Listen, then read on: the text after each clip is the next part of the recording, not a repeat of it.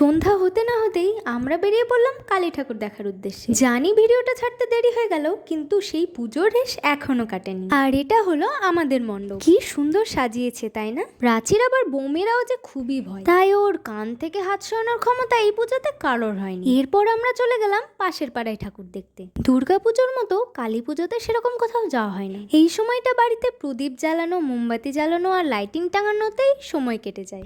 এইবার আমরা চলে আসলাম প্রাচীর জন্য খেলনা দেখতে। আর সেখানেই আমার আর প্রাচীর দুজনেরই এই ফিল্টারটা খুবই পছন্দ হয়েছে। এখানে মেলা সেরকম ভাবে না বসলেও যেটুকু বসেছিল খুবই সুন্দর ছিল।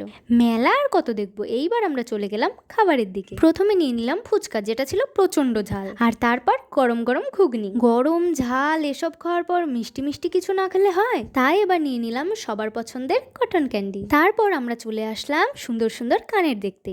আমি যেখানেই যাই এই কানের না দেখলে আমার আবার হয় না। তো শেষমেশ এই কানেরটা পছন্দ করে নিয়ে আমরা এখন চলে যাচ্ছি বাড়ি যাওয়ার উদ্দেশ্যে। তো ভিডিওটা ভালো লাগলে অবশ্যই like, comment, share, subscribe, follow করে পাশে থাকবেন।